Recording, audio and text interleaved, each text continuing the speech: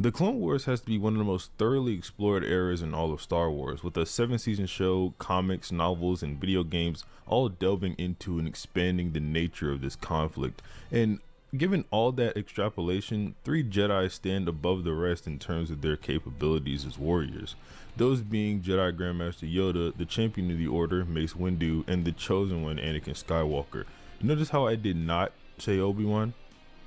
Anyway, while those 3 are clearly the top dogs of the Order, many might and have wondered who would truly be the last man standing if these paragons of power were to come to blows. To answer this question, I'll only be considering the current Disney Canon, that being most sources published after 2014, yada yada yada, you've heard all this before. We'll each be analyzing the 3 Jedi's force strength, saber skill, and fighting styles to see who was truly the strongest among the Clone Wars era. And I say we each because I have my buddy Crisis here with me as well. He does amazing Star Wars content and he helped me with this video greatly. So if you go check out his channel, subscribe to him, I'll leave his link down in the description. And obviously subscribe to my channel as well and like the video. But let's get started with Yoda. Yoda is easily the wisest and most seasoned Force user around, having trained many Jedi for some part of 900 years.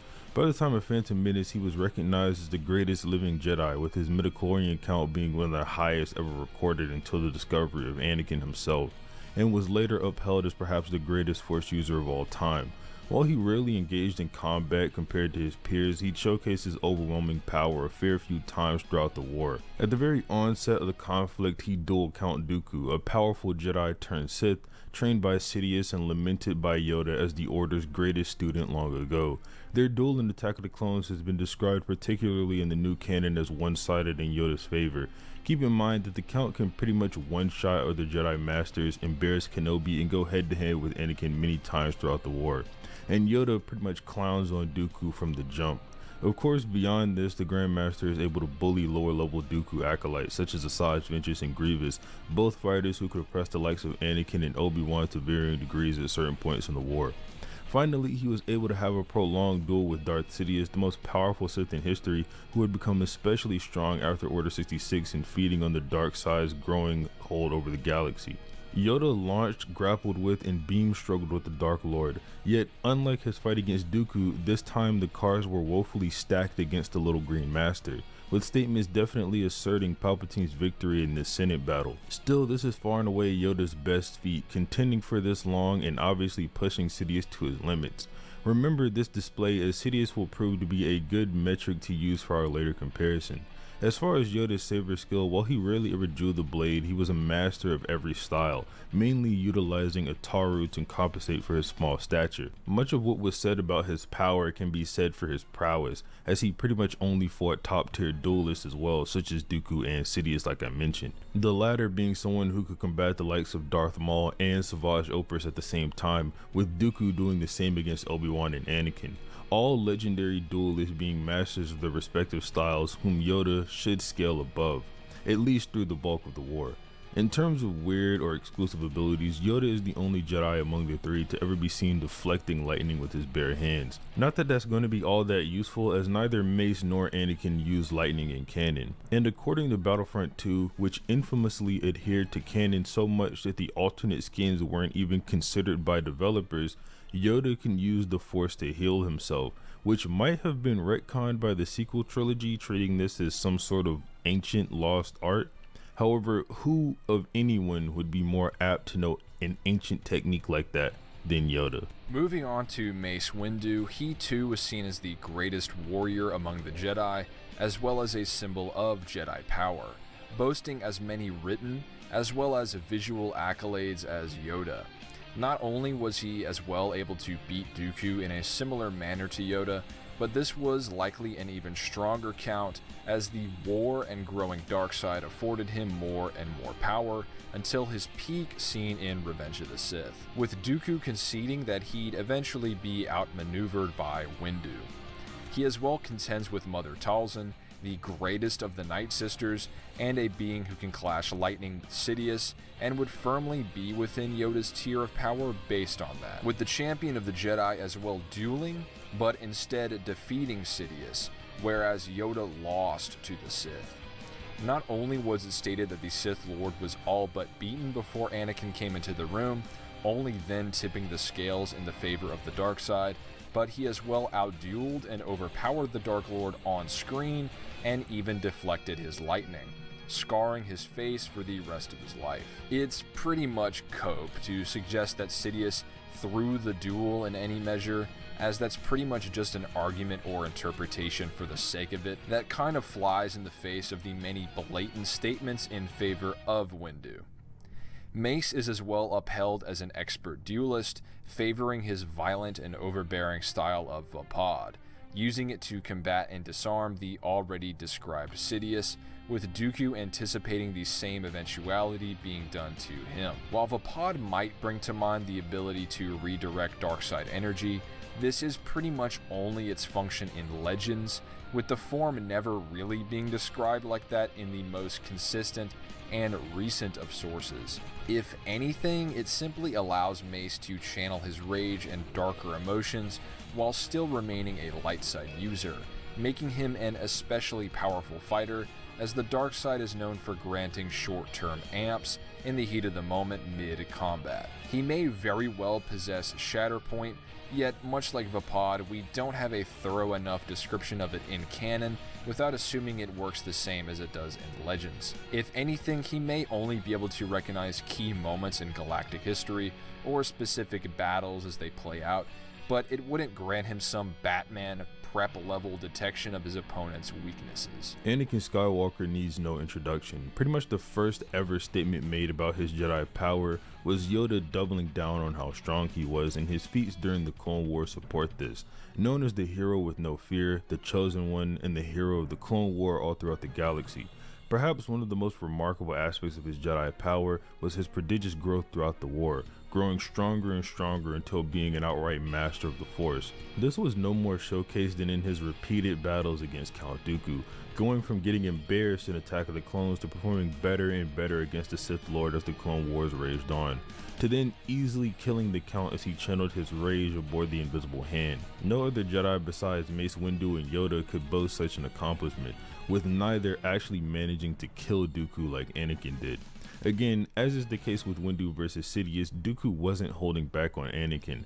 Skywalker is outright stated to be more powerful than Dooku, with the Clone Wars series director Dave Filoni noting how Sidious never instructed Tyrannus to simply take it simple or easy on the Jedi Knight. The entire point of sending Dooku to face Anakin was to see who between the two was genuinely stronger than the other, to see if Anakin was worthy to replace him as Sidious's new apprentice, which he eventually became. Once Anakin stopped holding back and managed to constructively channel his ever-present rage, he easily beat and literally disarmed Dooku. While Sidious says Anakin is yet to become stronger than him and Yoda in Revenge of the Sith, by this time the Chosen One would actually boast plenty of statements pinning him as the mightiest Jedi, the greatest hero of the Republic, the most powerful Jedi Yoda had ever seen, and so on. All accolades went shared by Mace and Yoda, affirming his place among the most powerful Force users in the galaxy. Based on this, any feat either Jedi performed would be well within Anakin's ability to replicate, based on not just his power but his skills as well. Having studied under Yoda and Obi-Wan Kenobi, Anakin would showcase techniques evocative of Wataru and Soresu, with his master stating Skywalker had all of his own knowledge. Anakin would incorporate these moves into his application of Demso, another highly kinetic and power-based style among the likes of Wataru and Vapad. Skywalker himself has been stated to be a peerless saber user by the waning days of the Clone Wars, a most cunning warrior by the likes of Admiral Thrawn, with his aptitude with a blade being as well respected by Mace Windu himself. One of his more underrated feats was his apparently casual defeating of Sindralug, the Jedi's battle master, as in the chief saber instructor for pretty much the entire order, with a fallen Jedi parrying strikes and ultimately killing the highly renowned warrior with only one hand. So with all of their skills and abilities presented, who among the three strongest prequel era Jedi would win? The most honestly annoying part is how dead even they each seem to one another. At Anakin's peak, he'd share in the other two's feats of besting Dooku. They're all upheld as the most powerful Jedi, even when the statements are looking back at the Clone War holistically. So you can't really argue for maybe one of them being the strongest at one point, then being surpassed by the other. They are all called the single best duelist and most powerful, all during the events of Revenge of the Sith. Honestly, seeing as that's the case, you could probably just pick your favorite here and not be wrong. However, to avoid a cop-out, we're going to have to split hairs here. An obvious tiebreaker in a sense would be Mace's defeat over Sidious in the face of Yoda's loss to the same opponent. Sadly for Mace, it is true that the dark side and events of Order 66 would have made Sidious stronger against Yoda as to when he fought Mace. The Disney Junior novel for Revenge of the Sith even states that Sidious should have been fatigued after fighting Windu but wasn't. He only grew stronger. So the argument for Yoda being stronger is there despite Mace winning and him losing. He fought a stronger Sidious and pretty much pushed him to the brink. We have to split hairs here, again, given that it's so close. However, unfortunately for Mace stands, it comes down to Yoda versus Anakin.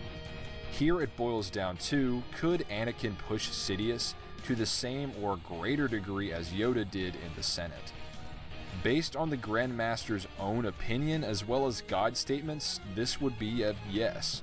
But again, these statements aren't exclusively Anakin's, as all three Jedi are called the strongest and best duelist at certain points.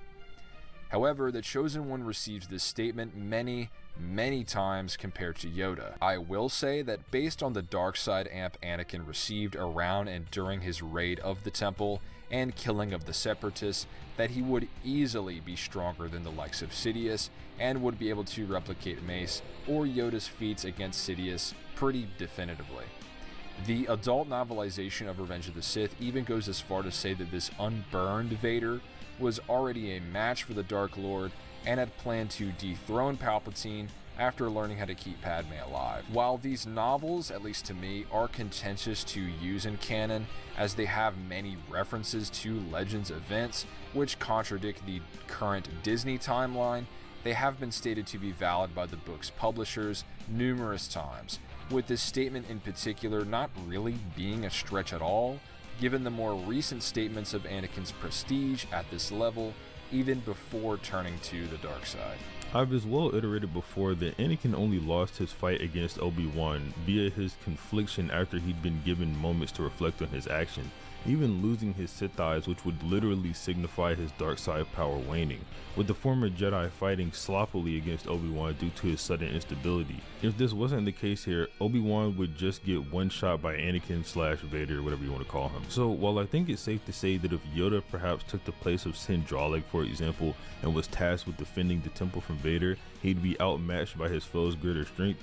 Prior to that, however, I think a case could be made that more of Yoda's supremacy statements would be from around the time when Anakin was no longer a Jedi, but rather Darth Vader, with most of Anakin's statements from when he was a Jedi pretty definitively calling him the strongest, even by Yoda's own admission. It is safe to say, based on feats, seeing as Anakin never fought Sidious and only soundly beat Dooku, that he might need some kind of dark side advantage here, either in the form of him cutting loose like he did against Dooku, or just after being named Darth Vader.